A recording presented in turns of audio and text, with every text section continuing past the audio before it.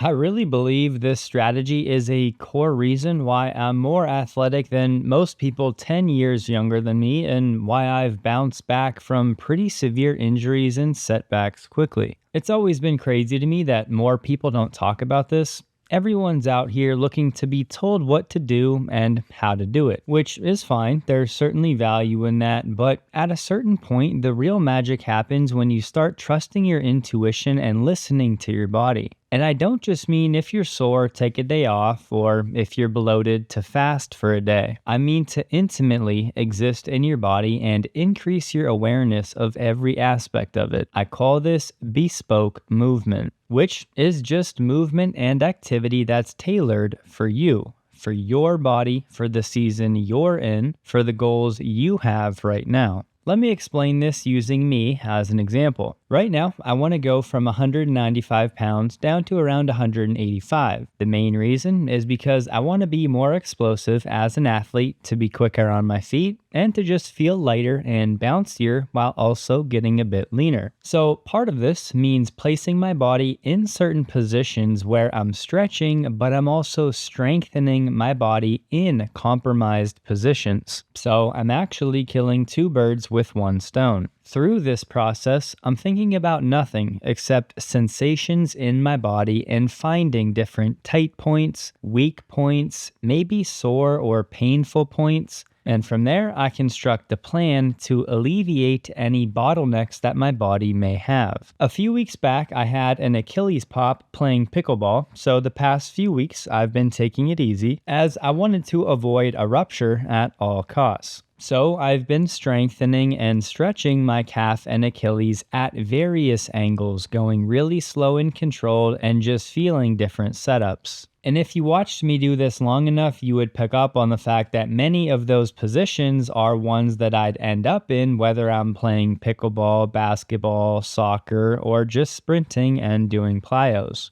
And this part of my day, when I'm outside in the grass, looking at things far away instead of staring at a screen, and diagnosing the status of my body, exploring new positions, and unlocking new movements, is one of the most enjoyable 20 minutes of my day. And I do think most people would benefit from starting breathing exercises, even if you're not really stressed out. I think a lot of people are shallow breathers, and I realize this about myself, that naturally I'm a terrible breather. As of late, I've been enjoying the 4-7-8 method, which is just to inhale for 4 seconds through your nose, hold your breath for 7 seconds, and then exhale like you're blowing out through a straw for 8 seconds. You can do this pattern for 3 to 5 minutes, maybe in the afternoon and at night, to reset, relax, and wind down. And this is all part of the bespoke experience, learning what your body needs. And no matter what your goals are, moving well should be high on your priority list. What's the point of being jacked if you can't move without hurting yourself? Eventually, I'll have a dedicated video with some of my favorite ways to grease the groove and become a functional mover. But for now, I just want to free everyone up to stop being afraid of moving outside of the traditional movement patterns. Getting stuck in a box with movement is a big reason why people end up getting hurt. They put themselves in a position their body has never been in before or is not used to being in, and boom, something snaps or pops or gets tweaked. And this same principle does apply to resistance training as well. Even if you took 20 minutes a week and just spent some time unlocking new ways to place resistance on target muscles, I think you would benefit. One more example from me: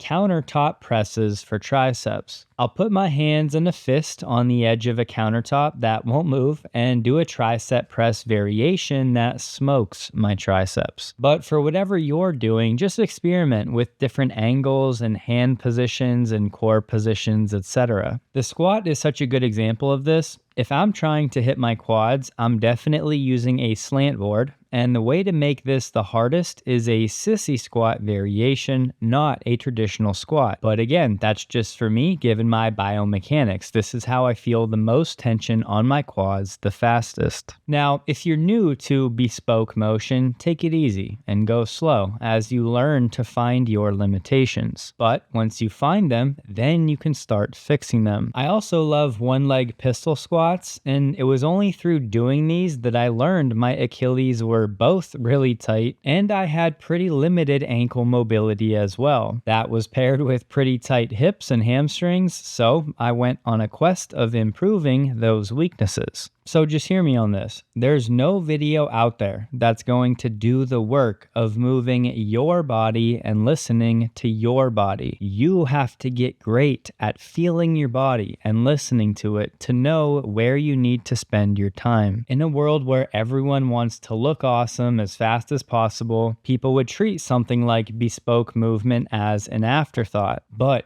doing this is going to help you train smarter and more effectively as you discover the very best angles of attack for your body. So forget the traditional feet shoulder width, hand shoulder width, robotic advice for a bit and lean into becoming a biomechanic engineer. And the best part is you don't need to be an expert. As you start moving around, you'll start to notice, oh, my back is tight here. My knee cracks at this angle. My shoulder mobility is limited here. And for me, I'm really somebody that just does not get stressed out. But even still, I always feel so much better after I do breathing exercises. And for you, who knows what the takeaway will be? That's kind of the whole point. It's up to you to figure it out. Maybe you need a mobility session more than you need to do another chest workout. I don't know. Just think outside the box. Move outside the box, and over time, I'm pretty confident you'll feel 1,000 times better because your program and your habits will be custom tailored for you. Even better, you'll never need to pay a coach that just ends up giving you what has worked for them. So just remember, there's way more to the story than how you lift weights and what you eat. If you're stressed, anxious, you don't sleep well, you have bad habits and bad thought patterns, or whatever else, your results are going to be suboptimal at best and non-existent at worst. So just start listening to your body in every area of life and try to get better at hearing what it's telling you intuitively.